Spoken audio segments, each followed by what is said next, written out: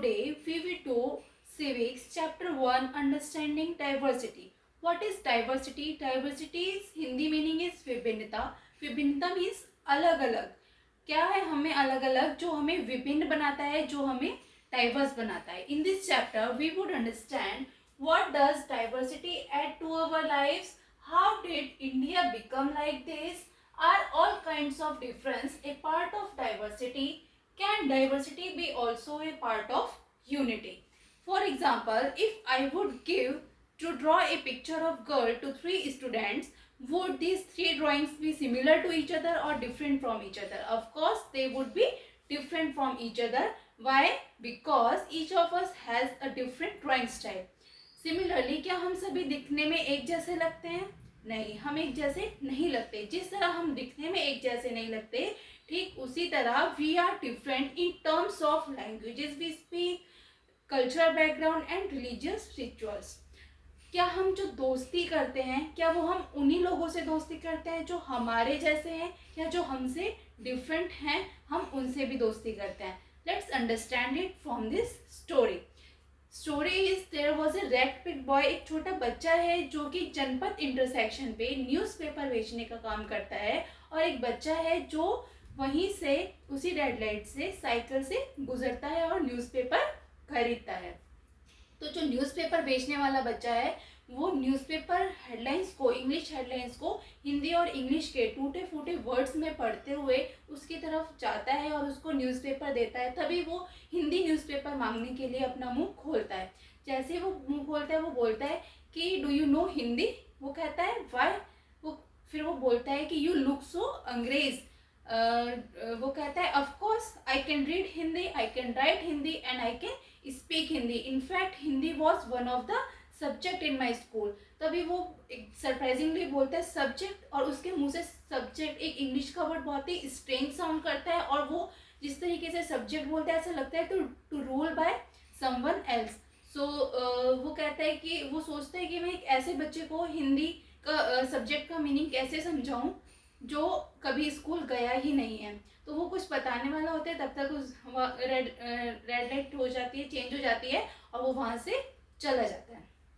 Next day वो फिर मिलते हैं और वो इस बार हिंदी न्यूज़पेपर देने के लिए उसको जाता है और बोलता है भैया लो आपका अखबार. और वो जहाँ उनकी कॉन्वर्सेशन रह गई होती है वो वहीं से स्टार्ट करता है और बोलता है कि भैया सब्जेक्ट क्या होता है.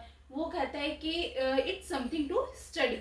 और वो जैसे और वो पूछते हैं कि क्या तुम कभी स्कूल गए हो. वो कहता है नेवर, मैं कभी स्कूल नहीं गया. मैं जब से होश संभाला है मैंने काम करना स्टार्ट कर दिया. पहले मेरी माँ भी मेरे साथ आती थी और अब मैं अकेला ही आता हूँ. तभी वो पूछता है कि अब कहाँ है तुम्हारी माँ. तो वो बोलता है कि मेरठ में. उसकी आवाज़ धीमी हो जाती है, रेड लाइट चेंज हो जाती है और वो वहाँ से चले जाते हैं. नेक्स्ट डे वो फिर मिलते हैं और वो बताता है कि मैं समीर हूँ. वो कहता है अच्छा मैं भी समीर हूँ. तो वो कहता है कि ठीक है आप समीर 1 हो और मैं समीर 2 हूँ. वो हैंडशेक करते हैं और वहाँ से चले जाते हैं. नेक्स्ट डे वो फिर मिलते हैं और वो इस बार जो समीर 2 होता है उसके फेस पे वो डेली वाली स्माइल नहीं होती है. वो थोड़ा परेशान होता है और वो बताता है कि मेरठ में दंगे चल रहे हैं, वहाँ लोगों को मारा जा रहा है. और वो न्यूज़पेपर हेडलाइंस में जब देखता है तो वो देखता है कि हाँ वहाँ पे कम्युनल राइट्स चल रहे हैं. और वो उसकी तरफ देखता है तो वो बोलता है कि मैं मुस्लिम समीर हूँ और मेरे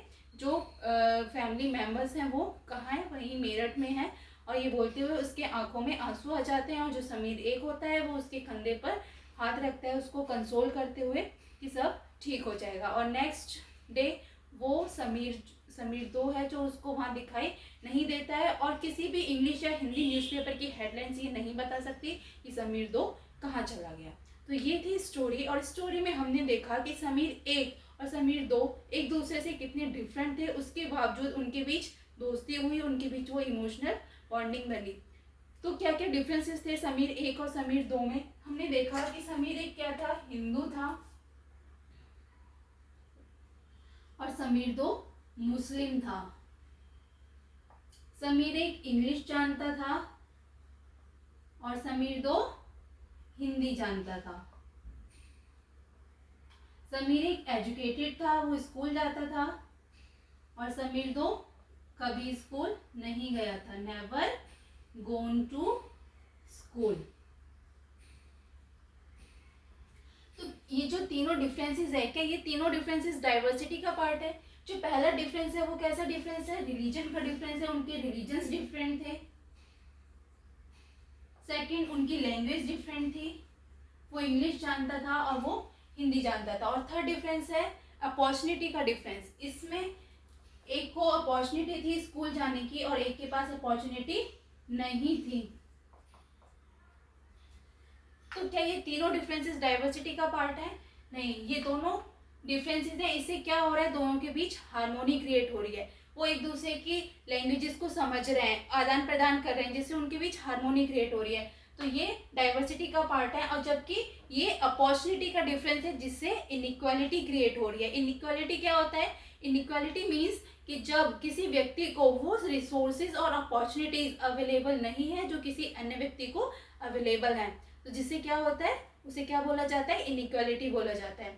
हमारी सोसाइटी में एक और फैक्टर है इनइक्वालिटी का, जिसे कास्ट सिस्टम बोला जाता है। कास्ट के बेसिस पर सोसाइटी को अलग अलग ग्रुप्स में डिवाइड किया गया है। मेनली देयर आर 4 ग्रुप्स: ब्राह्मण, क्षत्रिय, वैश्य और शूद्र। और हर ग्रुप को एक पर्टिकुलर प्रोफेशन से जोड़ा गया है। और कोई भी व्यक्ति उस ग्रुप का किसी और प्रोफेशन को करना चाहता है तो उसे सोसाइटी में अलग अलग तरीके के हर्डल्स का सामना करना पड़ता है, और जिससे क्या होता है? इनइक्वालिटी क्रिएट होती है सोसाइटी में। ओके, सो हमने देखा कि डाइवर्सिटी क्या है। What does diversity add to ours lifes? जैसे कि समीर 1 और समीर 2 अलग अलग रिलीजन से बिलोंग करते थे, अलग अलग कल्चरल बैकग्राउंड से बिलोंग करते थे, अलग अलग फेस्टिवल्स को सेलिब्रेट करते थे, अलग अलग खाना वो खाते थे, अलग अलग लैंग्वेजेस बोलते थे। तो ये क्या था? उनकी लाइफ में डाइवर्सिटी ऐड कर रहा था। अब हम देखेंगे कि व्हाट इज डाइवर्सिटी। इंडिया में किस किस तरीके की डाइवर्सिटी पाई जाती है, ये हम नेक्स्ट वीडियो में देखेंगे। Thank you.